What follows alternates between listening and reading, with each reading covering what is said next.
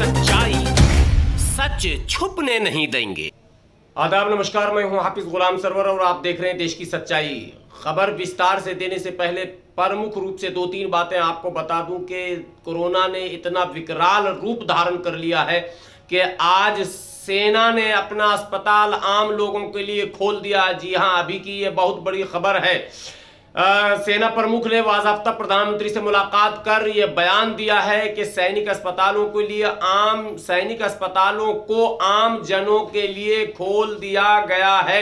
जी हां, इसका मतलब आम लोग अब सैन्य अस्पतालों में भी अपना इलाज करा सकते हैं। इससे स्पष्ट होता है कि देश में इमरजेंसी की स्थिति हो चुकी है। जी हां, इसको आप आपातकाल कह सकते हैं। अब सेना ने भी इसके लिए मोर्चा संभाल लिया। दूसरी बड़ी खबर उत्तर प्रदेश से है, जहां वीकेंड कर्फ्यू के बाद अब बाज़ाब्ता पूर्ण लॉकडाउन का ऐलान कर दिया गया है। जी हां, आज शाम से पूर्ण लॉकडाउन जारी रहेगा।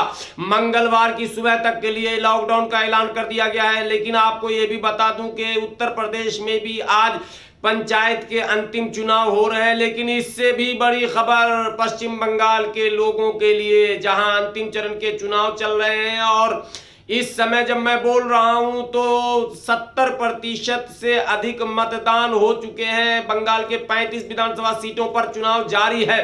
कोरोना प्रोटोकॉल के नियमों का पालन करते हुए सख्त पहरे में यानी सख्त सुरक्षा में आज चुनाव संपन्न कराया जा रहा है और यह अंतिम चरण का चुनाव है, यानी कि 8वें चरण का चुनाव है। और आज जब मैं इस समय आपसे बात कर रहा हूं 70% से अधिक मतदान हो चुका।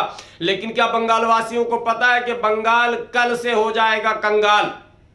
चुनाव तक सब कुछ बचाकर रखने की पॉलिसी आज उजागर हो गई। जब उत्तर प्रदेश में पंचायत चुनाव का विरोध हो रहा था तब योगी आदित्यनाथ ने इस पर ध्यान नहीं दिया और आज जब अंतिम चरण के चुनाव हो गए तो आज लॉकडाउन का ऐलान कर दिया गया और संभावना ये व्यक्त की जा रही कि पश्चिम बंगाल में भी लॉकडाउन का ऐलान हो सकता है। जी हां, ये बहुत बड़ी खबर मैं आपको बताने जा रहा हूं।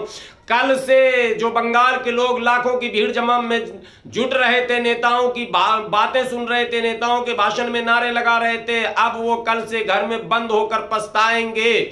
ये इसलिए कि उन्होंने नेता को सही रास्ते पर आने की बात कभी नहीं की। नेताओं के बहकावे में वो बहकते रहे, जोश में आते रहे, आवेश में आते रहे और अब कल से उनके हाथ मलने का दिन भी आ रहा है। अच्छे दिन की उम्मीद में वोट डालने वाले अब बुरे दिन का इंतजार करेंगे और कल से बंगाल हो जाएगा कंगाल। जी हां, ये बातें मैं आपको दावे के साथ कह रहा हूं कि बंगाल में भी कल तक लॉकडाउन का ऐलान हो जाने की संभावना है। ये बहुत बड़ी खबर मैं आपको बता रहा हूं। चुनाव संपन्न हो चुका है, अब लॉकडाउन का ऐलान होना है।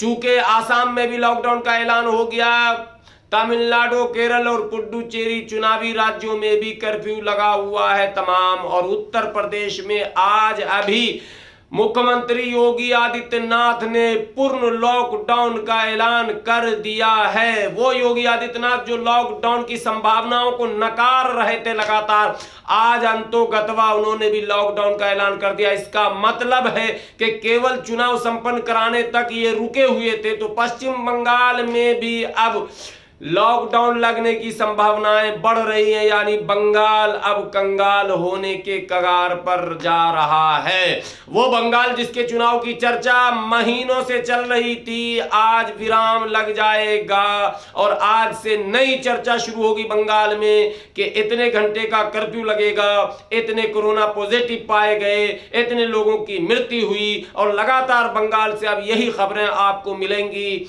ये मेरी संभावना हैं, बड़ी संभावनाएं व्यक्त कर रहा हूं मैं कि पश्चिम बंगाल में भी रात या फिर कल सुबह तक लॉकडाउन का ऐलान हो जाएगा।